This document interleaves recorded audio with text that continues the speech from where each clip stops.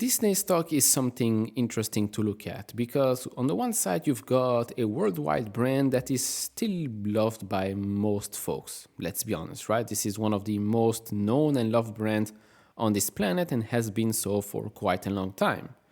On the flip side, you've got a company's stock that has not done well at all. In the last 3 years, it's down close to 44%. In the last 5 years, it's down 26.8%. And in the last 10 years, the stock is only up 15.69%.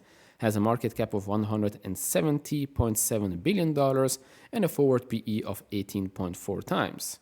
Now, the damage has been self-inflicted because of bad contact and political statements or siding on one political side. Whether you agree with it or not, that's up to you. But it has happened and it probably does hurt the brand a little bit. On the flip side, you've got, of course, the pandemic, which has hurt the performances of the parks. Then you've got inflation, increased prices of park tickets, increased prices of everything, to be honest. So you're pricing out a large part of your fan base. But it did work for actually a longer period of time than what I thought, the parks. The parks, it was a money-making machine for them. But we are seeing some weakness right now. But we are seeing weakness in parks, but we're also seeing a more profitable side of the streaming platform, which is, of course, another reason why we've seen the stock go up quite a lot, the early success of Disney+, but then because of its unprofitability, we've seen the downside of it.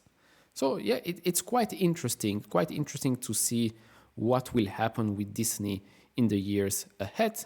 They have begun to change some things internally. They've also begun to slow down the releases of superhero movies or some other stuff there as well, TV shows, etc., because, well, they noticed there is an overload of bad content, maybe Marvel content as well. So they're slowing that down. They're focusing on quality instead of quantity, although you might say that some shows, some movies are still misses, but you cannot ignore the fact that some of the biggest hits of the years were also from Disney or from a Disney-owned entity. So quite interesting, and this is why I'm making this video right now. If you enjoy this type of videos, leave it a thumbs up, subscribe if you're new here, would really appreciate that. If you want to support me even further, do check out the link down in the description and hit a pinned comment with the top 10 best stocks to buy now, or go to fool.com/couchinvestor. Thank you very much. All right, so currently Disney has an average analyst price target of $111, representing around 18.22% upside from the price we're at today. If we're looking at forward PE, EV to EBITDA, price to sales, price to free cash flow, price earnings to growth, it's all lower than its 5-year mean. Price earnings to growth is now actually at 1.27, which in my eyes, I consider it cheap. Of course, very cheap, undervalued is considered under 1. 1.27 is quite okay to me. So this is already a good start looking at the stock right now based on what we know and what the analysts are expecting, because these are next 12 months metrics here. I mean, you could say it's not extremely expensive, it's not extremely cheap either. We're right in the middle. And so looking at what's expected next quarter revenue is expected to grow 5.75% year over year, but down 3% quarter over quarter.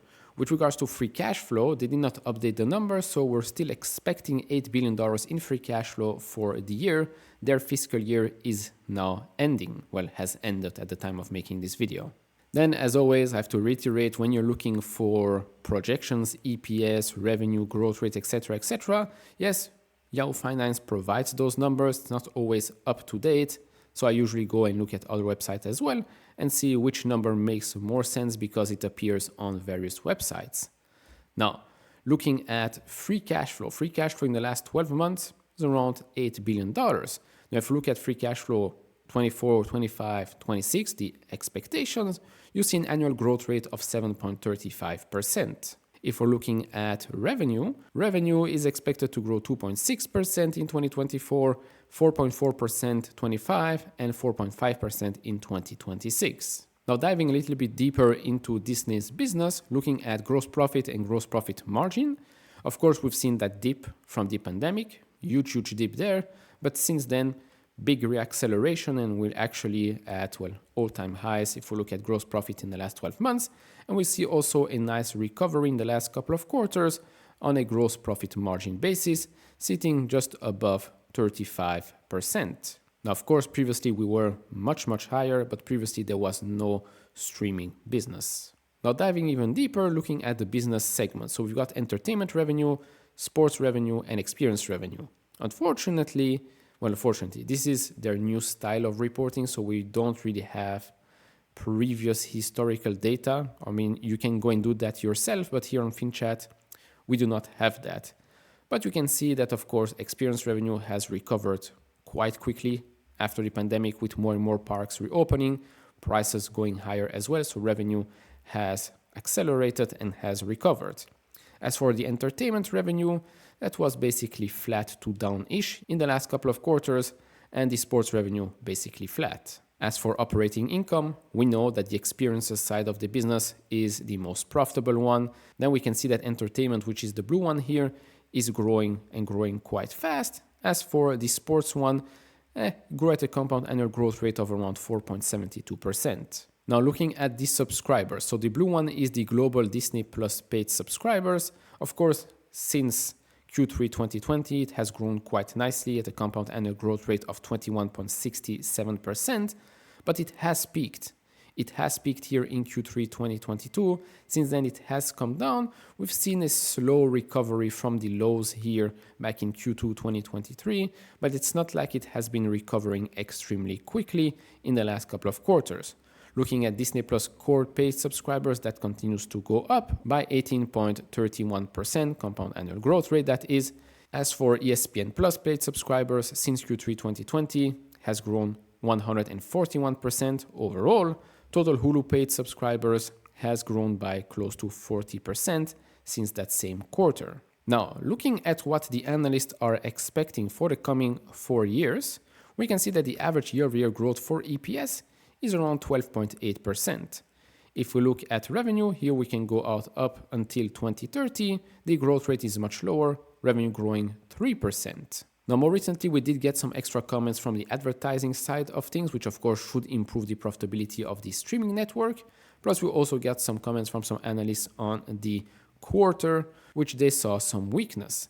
Now, as for the advertising side, Disney is reportedly nearing its goals to automate 75% of its advertising business by 2027. The report said the company has made progress from its effort towards that end in this year's annual TV and streaming advertising upfront market. Of the streaming dollars that came in, of those billions of dollars, more than half of them are transacted programmatically. The report said the company has created a parity in making the breadth of its streaming inventory available for purchase programmatically, including interactive ad formats, which has served as a growth catalyst for Disney's automation efforts this year. Once we finally were able to enable them, within 6 weeks the spend was 8 times the spend than the year before. That's quite encouraging. Now moving on to a JP Morgan's update on their Q4 earnings. They lowered segment operating income 1.8% to $3.72 billion. The reduction at linear networks and sports is due to a 13-day loss of carriage with DirecTV, which we estimate as an around $80 million impact, mainly to affiliate revenue. At experiences, they reduced operating income slightly to around negative 5.9%, negative 8.5% at parks, and positive 0.4% at consumer products, in order to account for a 2-day shutdown at Shanghai Disneyland due to a typhoon. For DTC, they modeled core Disney Plus net adds of 3 million and Hulu net adds of 900,000 and maintain operating income at $151 million. On a full-year basis, they forecast total segment operating income of $15.7 million, that's up 22%, and free cash flow of just $8 million. They expect Q4 EPS to be $1.09 and full-year EPS to be $4.93. Disney was reiterated at overweight at the research firm with a $125 price target. Moving on to some more negative news on the parks segment. This comes from Raymond James. A more conservative outlook for its park division prompted a downgrade at Disney at Raymond James as the business faces several headwinds limiting the stock's upside potential over the next 12 to 18 months. Parks attendance and pricing power are slowing meaningfully as consumers digest price increases over the last 4 years and as a questionable consumer outlook further complicates the outlook. Raymond James downgraded Disney to market perform from outperform.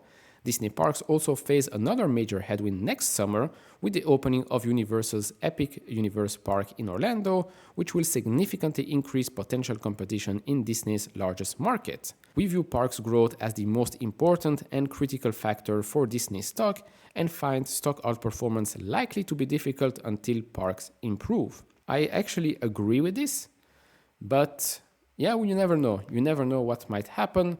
But yeah, I've been saying this for quite a while. I think the fact that they kept on increasing prices, kept on doing that without actually adding that much value while going to Disney, right?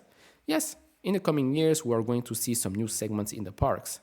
But the price has been going up for quite a while. And like I said at the start, you are alienating your core fan base. Because not everyone can spend, what is it, $100, $120 or so for a ticket or something like that? Imagine you have a family of what? 4? That's quite a lot of money to be spent on those parks. And so, reaching the reverse DCF segment of the video, we've got Disney here, we've got the free cash flow in the trailing 12 months, we've got the terminal growth rate of 3.73% and the discount rate of 7.78%. How do you get that? You basically have the terminal growth rate plus the implied equity risk premium. You add that together, you get that number. Now, to justify today's price, we've reached here the conclusion, well, plugging in the numbers, you see that the implied growth rate is 1.6%.